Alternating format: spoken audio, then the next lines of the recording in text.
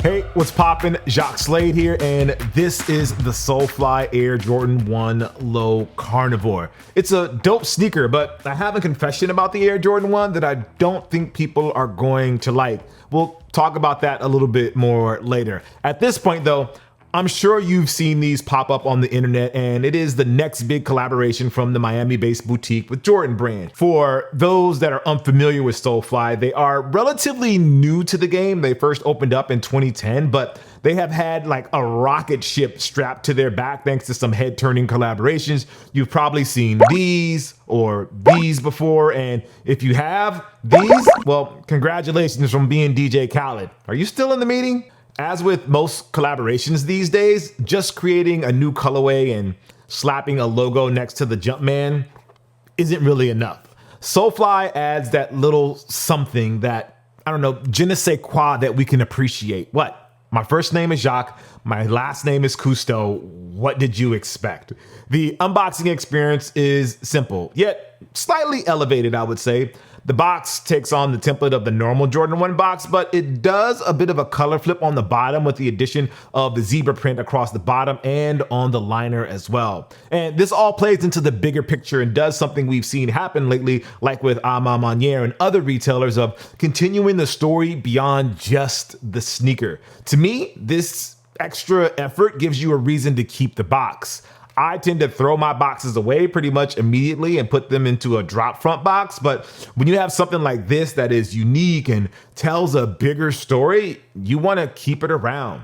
You also get extra laces to switch things up, which I believe is one of the easiest ways to make an old pair of shoes feel new. Well, that and giving them a good cleaning. Now, I don't mind creases in my J's, but I do try to keep them clean as much as I can and for as long as I can. All right, let's get to the actual sneakers themselves, which, if you've done your homework, have roots that go back to the 90s. But if you look at it from a certain perspective, you might also think it's from 2003 as well. So let's start with the upper. It's dressed in a mix of, I would say, nice but not incredible materials. The Air Jordan 1 Low Carnivore has black suede overlays at the quarter panel that cover both the midsection and the Nike swoosh, which has a little bit of pony hair on it. The suede continues at the toe box on the vamp, but it switches to red, and then the mudguard flips things completely with the leather zebra print that mixes black and off-white.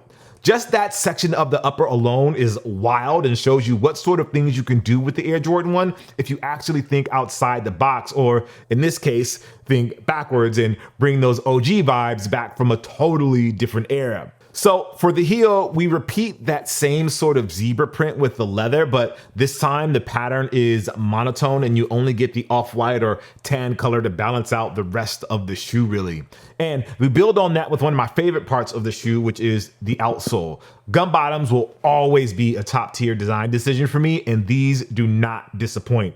As for the midsole, SoleFly kept it black, which helps keep things simple, but also lets those extra laces get a bit more shine in the event you decide to switch them out and give your pair new life after wearing them the way they come out of the box. So what does all of that mean? Well, it could really mean nothing and just be a cool looking shoe, especially if you're a fan of zebra print or red or black, and that's fine. Don't let anybody gatekeep you out of a sneaker you like just because you don't know a factoid or two. But if you're the type who's got a thirst for sneaker history, this sneaker brings back memories of a silhouette that has been getting a bit of buzz lately, the Nike Air Carnivore. If you've never seen it before, the Nike Air Carnivore was one crazy looking sneaker.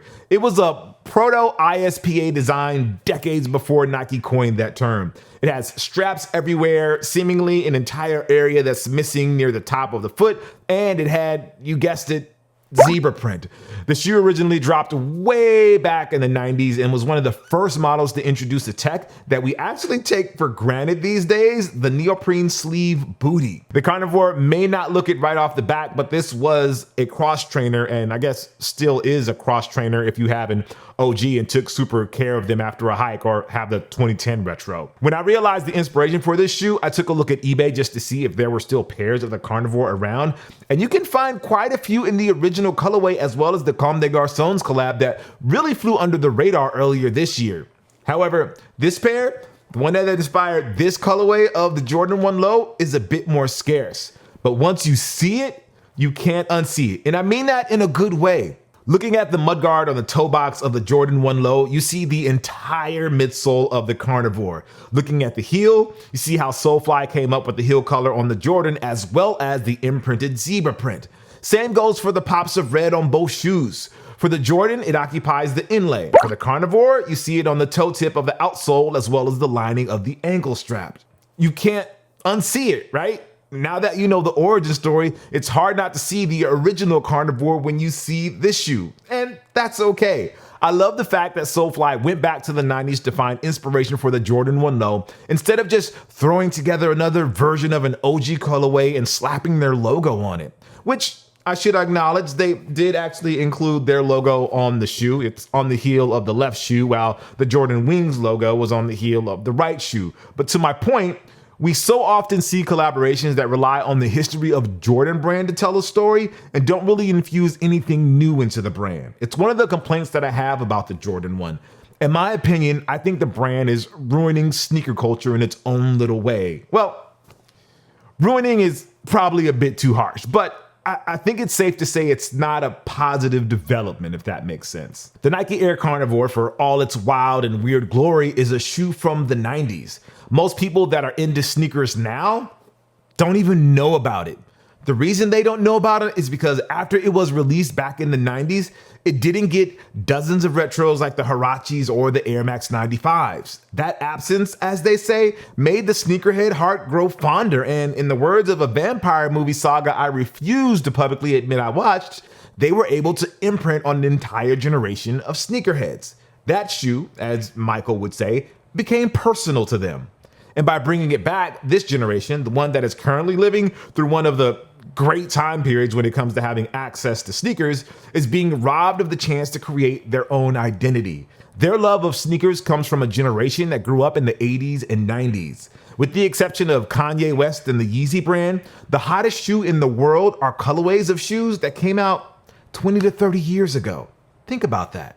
While it is great for Jordan's bottom line that they can sell nostalgia to my generation of sneakerheads 20 to 30 years after their first release, this generation will have a very limited scope by which they can establish their own outlook on what sneakers meant to them. So as much as I love to see sneakers like this that dig into the culture of sneakers and bring back a moment in time that seemed to be forgotten, I feel like the generation that is into sneakers at the moment, well, they're missing that part of the story. It's like they're writing a history book, but instead of adding to history with new and fresh perspectives, they're just telling us about the same people that were in the old books and doubling down on it. Or maybe it's like Taylor Swift re-recording her old album. It's different, but it's really the same, if that makes sense. Did I just admit that I'm a Swiftie who watched a video about Jordans? Anyway, I say all that not to take away from this release, but more about something that I've been thinking about for the last few months. So for those of you that are looking to grab these, the word is that they are dropping on December 17th, but pricing hasn't been officially announced. However, with the way that things have been going with the supply chain, I expect these to get pushed back, so there's no guarantee. I do want to say thank you to the squad over at SoleFly for sending over this pair. It's very much appreciated. I'm Jacques Slade, and I think that's it. As always, I appreciate you guys. Make sure you like, favorite, subscribe, and all that good stuff, and I'll see you soon. Peace.